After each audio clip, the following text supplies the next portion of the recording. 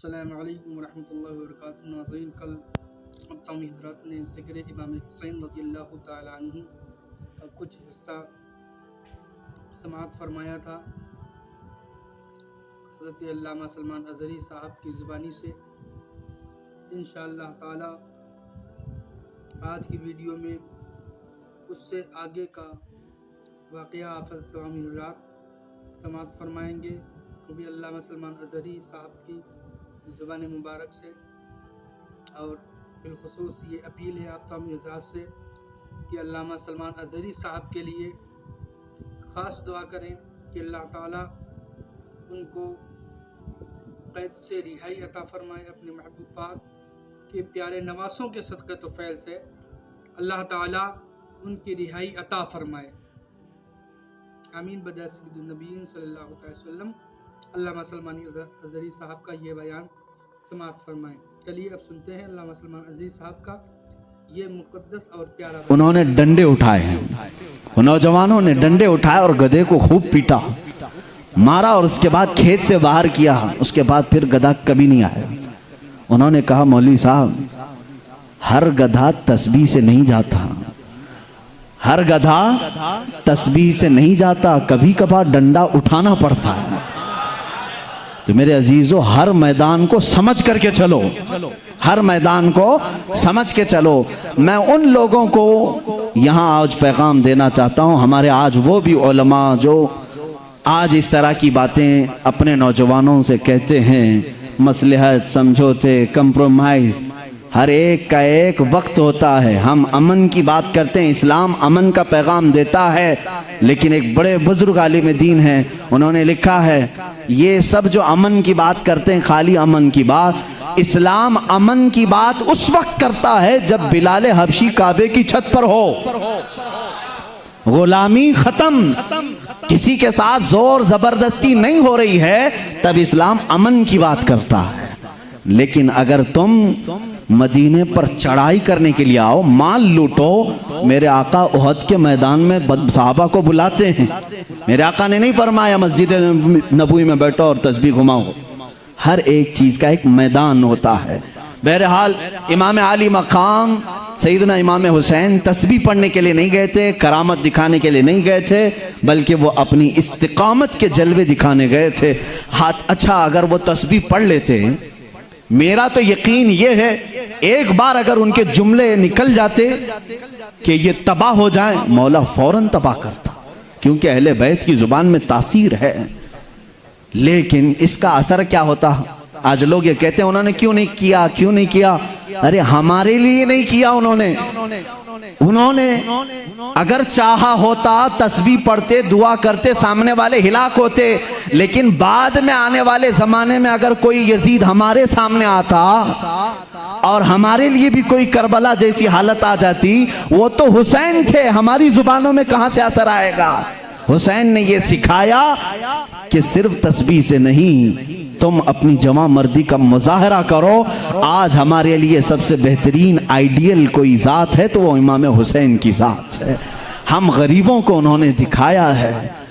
बाद में आने वाले यही कहते ना, वो तो अहले बैत थे, रसूलुल्लाह के नवासे थे, उन्होंने करामत दिखा करके तो अपने आप को सेव कर लिया, हम क्या करेंगे। इसलिए उन्होंने अपनी करामत के जरिए से अपना बचाव नहीं किया, बल्कि अपनी ताकत और अपनी इस्तिताअत के मुताबिक जो कुछ हो सकता था वो राह खुदा में कुर्बान किया। अजीज़ान गिरामी, हम चलते हैं मौला हुसैन की बारगाह में।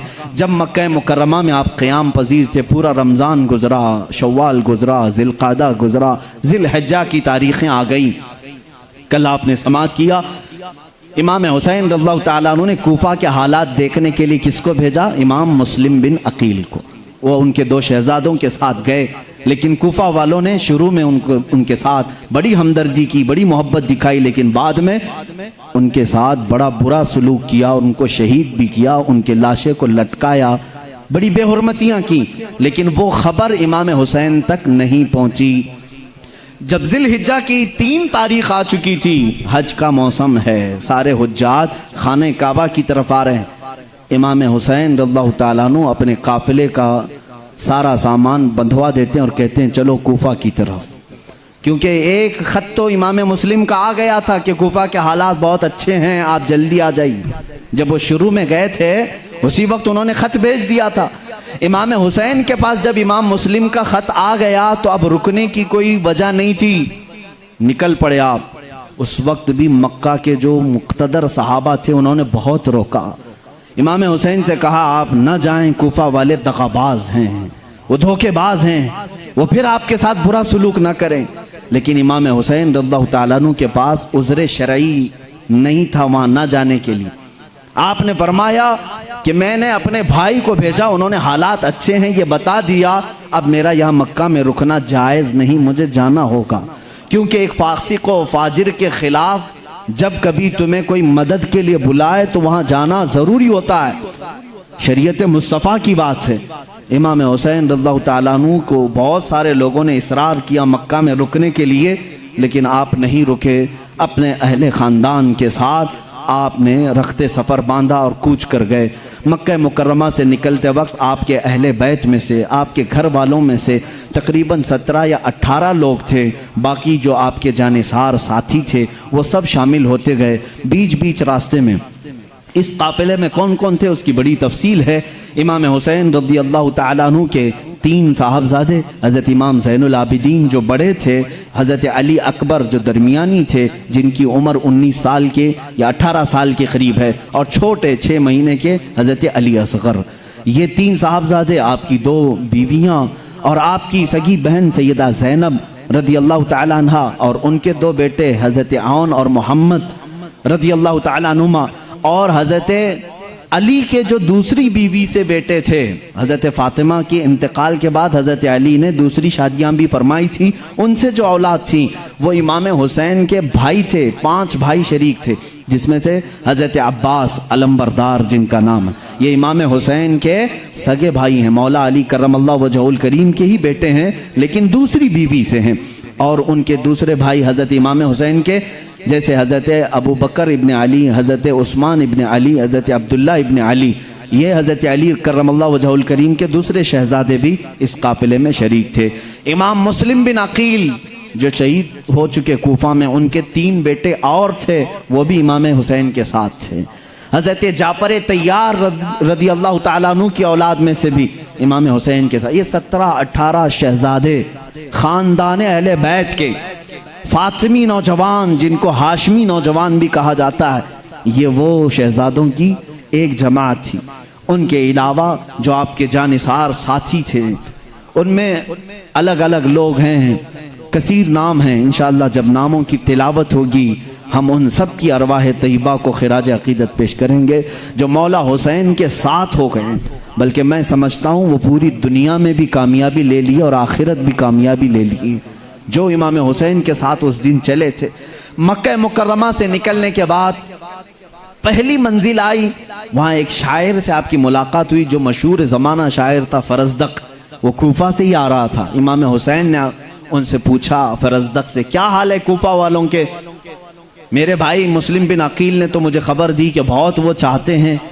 फरजदक शायर ने कहा आप सच कह रहे हैं, कूफा वालों के दिल आपके साथ हैं लेकिन उनकी तलवारें यजीद के साथ हैं। उसने सही कहा था, उनके दिल आपके साथ हैं। ये शिया आज भी ऐसी हैं, आज भी ऐसी हैं, इनके दिल कूटने पीटने के लिए हैं, लेकिन जब इराक पर हमला करने की बात आई थी तो इनकी तलवारें अमेरिका के साथ थी।